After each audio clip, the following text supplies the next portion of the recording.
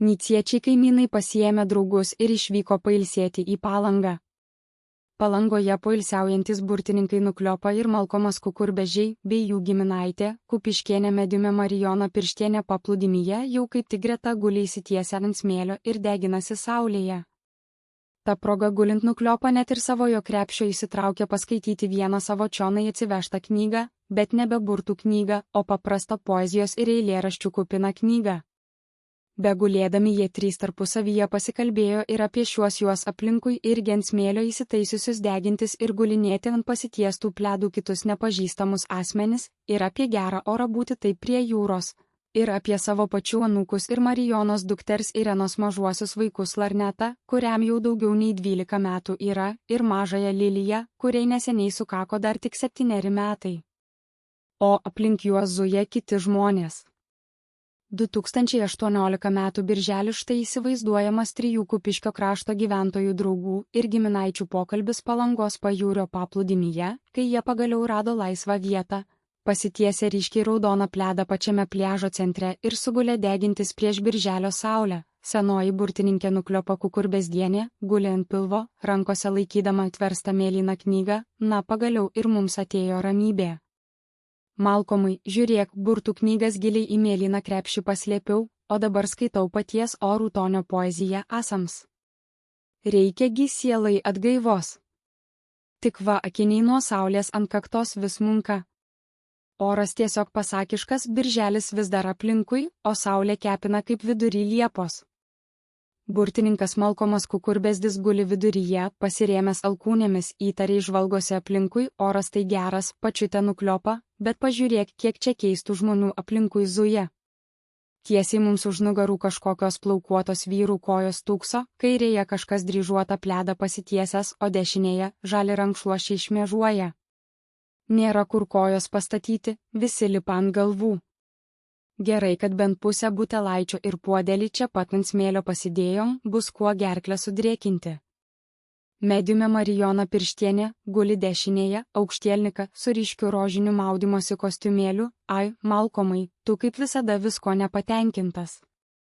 Pažiūrėk į dangų, jūra ošia, ramybė. Mano mediumės instinktai sako, kad šitas pajūrio smėliukas iš mūsų kūnų ištrauks visus kaimo vargus. Geriau pagalvokit, kaip dabar laikosi mūsų mažieji. Taip gera gulėti, bet mintys vis tiek namie, prie dukters Irenos vaikų. Burtininkė Nukliopa Kukurbezdienė atitraukia akis nuo poezijos knygos, atsidūsta tikra tiesa Marijona. Štai guliu skaitau apie aukštus jausmus, o man galvoje irgi tik mūsų anūkai. Į sūnio Tukuručio bei jo žmonos Irenos bendri vaikai. Kaip ten tavo dukters Irenos mažieji laikosi? Larnetas juk jau 12 metų perkopė, rudenį sutiks 13-uosius, tikras vyras auga, tuoj mergaitės pradės rūpėti labiau nei močiutės Nukliopos blynai. Mediumė Marijona Pirštienė, šypsodamasi užsimerkė prieš saulę, vai, Larnetas dabar tai labai rimtas, jau paauglys, viską pats žino. O va mažajai Lilijai juk neseniai tik 7 sukako. Tikras gyvas sidabras, mačiau jau daugybę sykių tai, kaip aplink jūsų namus bėgioja, viskuo domisi. Užaugs kada nors gražia moterimi, juk ji tai panašiai į savo mamą, į mano dukrą Ireną yra, ir iš veido, ir dėl plaukų spalvos. Simpatiška mergaitė. Kaip tik šią vasarą po jūsų kiemą Nyciuose su broliu dūksta. O pirmoji jos klasė Kėžių kaimo pagrindinėje mokykloje dar spės rudenį palaukti, iki rugsėjo dar tikrai yra pakankamai daug laiko. Ir jau dabar matyti, kad ir jiedu tikrai išaugs kaip būsimi rimti ir galingi ateities burtininkai, seka savo giminių pėdomis. Kartais pagalvoju, būtų smagu ir juos abu čia, prie Baltijos jūros, atsivežti kopose palakstyti.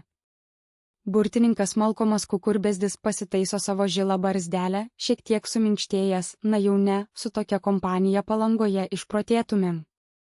Jei dar Larnetas su Lilija čia tarp šitų visų svetimų poilsiautojų pradėtų dūkti, tai man jokie burtai nebepadėtų jūsų žiūrėti.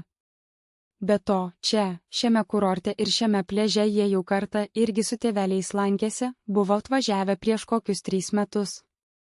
Gal tai dar irgi atmeni? Tegul šiuo metu dūksta vaikučiai Kupiškyje ir Nyciuose. Nukliopa žmona, verčiau paskaityk kokį eilėraštį garsiai, užgožk tą aplinkinių čiauškėjimą. Burtininkė Nukliopa Kukurbezdienė vėl įsmeigė žvilgsnį į poeziją asams gerai, paklausykit kaip gražiai parašyta. Tik va, Marijona, pasislink truputį į dešinę, tavo tie palaidi ilgi plaukai man tuoj vaizdą užstos. Deginamės ir ilsimės, draugai, nusipelnėm šitų atostogų. Juk net ir burtininkams kartais jų gyvenime irgi būtinai prisireikia išeiti kuriam laikui atostogauti. Ir senoji Nycietė burtininkė tuoj ėmė skaityti pasirinktą vieną eilėraštį ir savo turimos knygos puslapių.